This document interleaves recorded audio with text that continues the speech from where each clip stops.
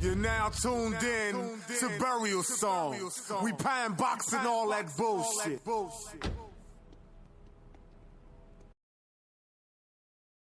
Cool kid. Cool kid.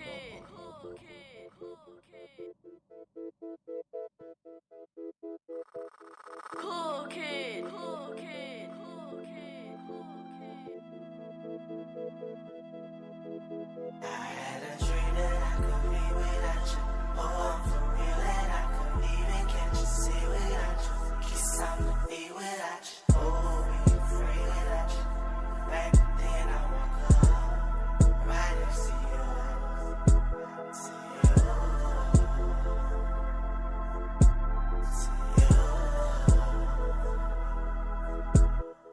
She's the better lover. I don't think that shit is fair. But she loving on me even when I'm not even aware. I could never understand it, I could never really care. But I really, really need it, I would die if she ain't there. No, I'm not the perfect nigga, but I'm realer than a lie. I couldn't play with you too long, so I went and got a rock. We were never at the bottom, but we closer to the top. And I fuck with you the long way, cause you think I could pop. If I hurt you, don't leave. No. If I hurt you, no. Don't you leave. Please, baby, please, stay here with me. Baby, don't you leave. I need to see your face at least.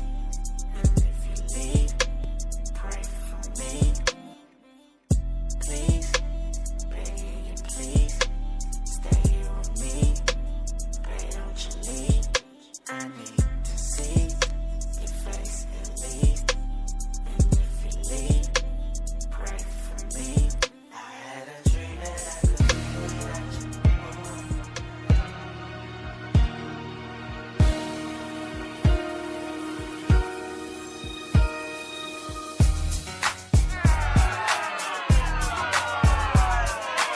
Shut up! Welcome back to the Doug Stewart Show. Studio audience and me were going back and forth during the break about some old bullshit. Don't worry about that. Shut up! I'm gonna get a new studio audience. I'm gonna replace y'all asses in a minute. I'm tired of y'all asses. Shut up! Welcome back to the Doug Stewart Show. You see that? See how fickle the studio audience is?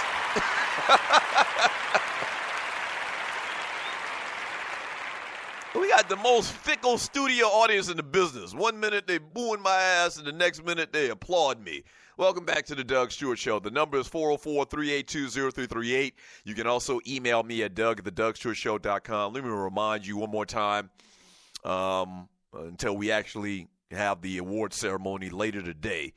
Your nominees for the Boiled Peanuts Award, which is the Buster of the Week in Sports Entertainment and Beyond, are Woldy 504 the Stewie, the Orange Dude, Mocha Bella the Stewette, Clay Davis the Stewie, Brian Kelly, Jam from Snellville the Stewie, the refs from the National Championship game, Jay Williams, Bill O'Reilly, and my personal favorite, the guy that I voted for, Derek the Stewie.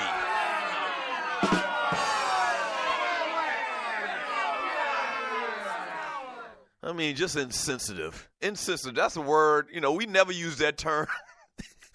We never used that term back in, 1985. And you know who made that term, big? He started throwing around that term. Freaking Ralph Tresvant.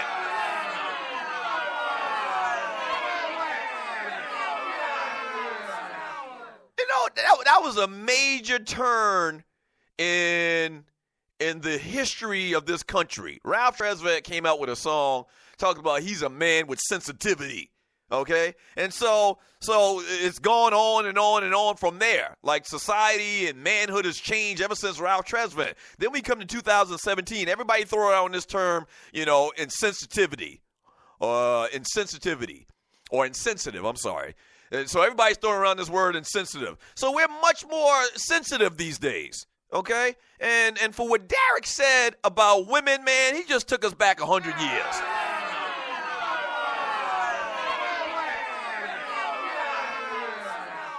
Right. I mean, just real insensitive.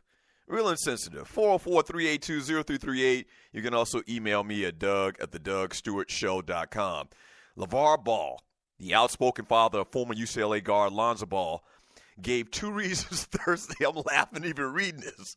This is bad. This is not good. He gave 2 reasons Thursday for why the Bruins were eliminated in the NCAA tournament. Lonzo was saddled by a hamstring injury, and some of his teammates, who LaVar referred to as 3 white guys,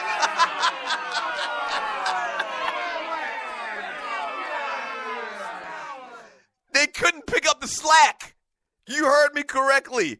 LaVar referred to as 3 white guys, they couldn't pick up the slack. Here's a quote.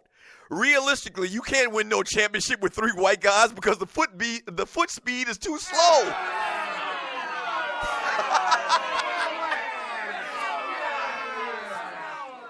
LaVar told the Southern California News Group, presumably talking about Bruin starters T.J. Leaf, Brian Alford, and Thomas Welsh. Who the hell else is he talking about?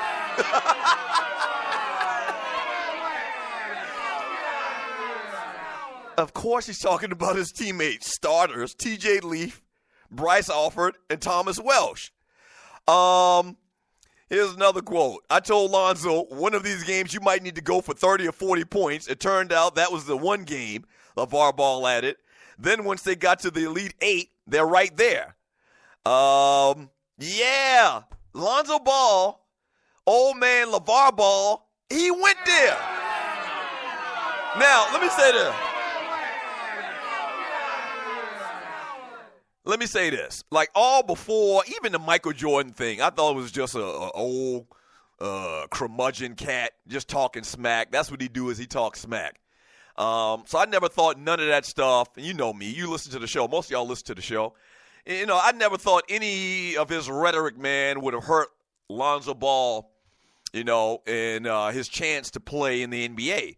And it would affect his career as a whole. You know, I don't care. It's your daddy talking that smack. That's not Lonzo Ball.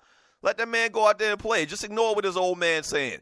But this right here, man, this may have crossed the line. Because you kind of got to work with white people when you're in the NBA.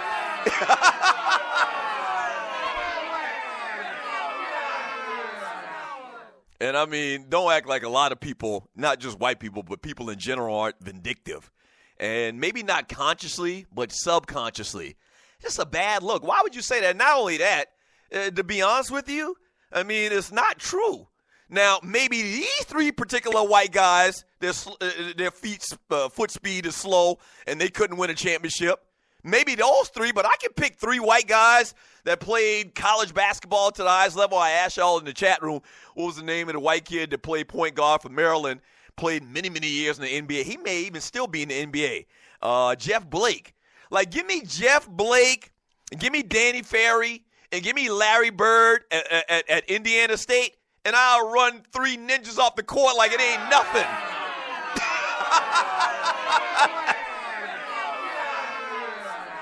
You know what I'm saying? I mean, maybe those 3 white guys, it is, you know, totally stereotypical. Maybe the 3 white guys that play with Lonzo Ball right now or played with him at UCLA couldn't win a championship. But give me, I'm trying to think of great white players in college. Give me the great Scott Skiles when he was at Michigan State. I'm really going back, way back. Give me Scott Skiles. Give me Adam Morrison before the draft, before he got into the NBA. Give me Adam Morrison at Gonzaga. And give me a young, spry Larry Bird at Indiana State. And I'll run 3 ninjas off the court like it ain't nothing.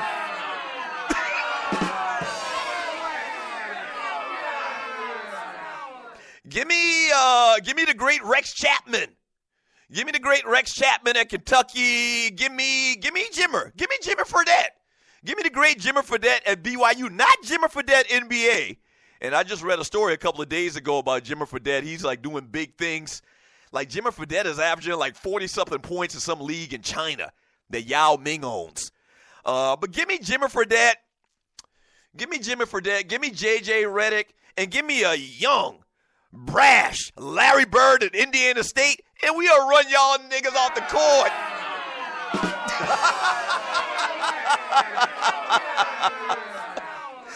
So, I mean, the statement is ridiculous. And it's very stereotypical for obvious reasons. All right, let's not try to ignore the elephant in the room. I shouldn't have said that. I just don't think he should have said that, and it's not true. I mean, those three guys that played for UCLA maybe couldn't win a national championship, but, I mean, there's been several great white basketball players. Don't even get me to start talking about Christian Laettner. I'm talking about college now. We're not talking about what they did in the NBA. Give me Christian Laettner, anybody else you can think of. Give me Jason Williams. Give me White Chocolate. Where did White Chocolate play at? White Chocolate played at Florida.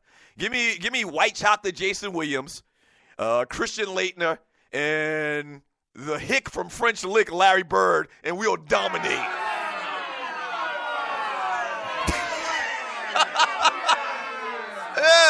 Yeah. So it's ridiculous, and it kind of reminds me of a story.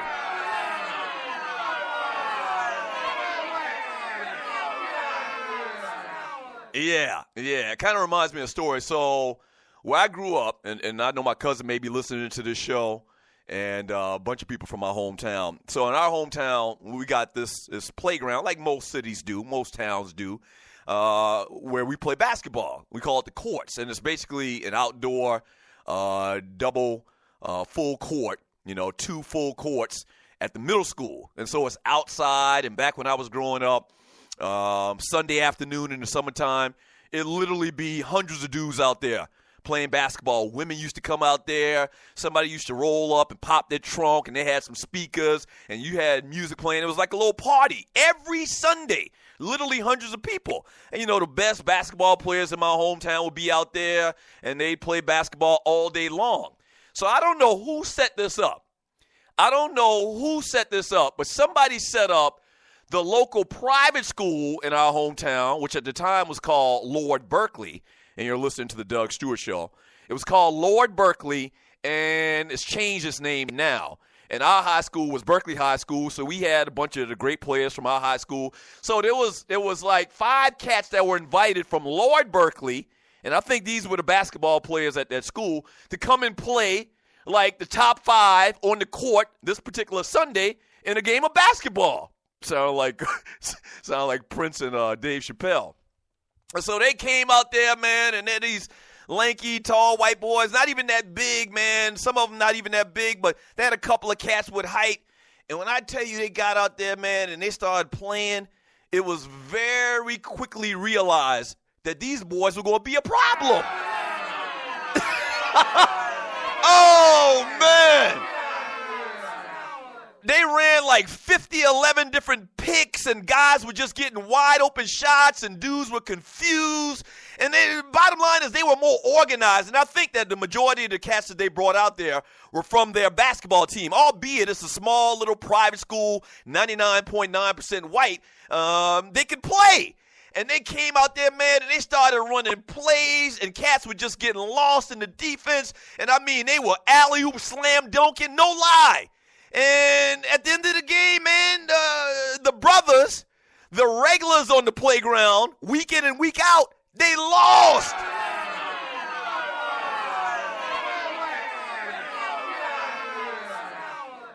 Right, they lost. And, I mean, it was so embarrassing because, this is what we do. It's basketball, it's the courts, it's the playground. And, it's kind of like the hangout for the brothers in my town. And so it was just very embarrassing, man. And, I mean, them cats won, and you know what happens whenever you have an embarrassing loss. Let's do it again. Let's play it again. Nah, I've got to go study.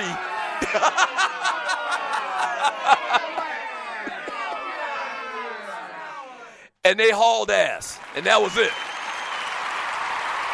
They got out of there so fast.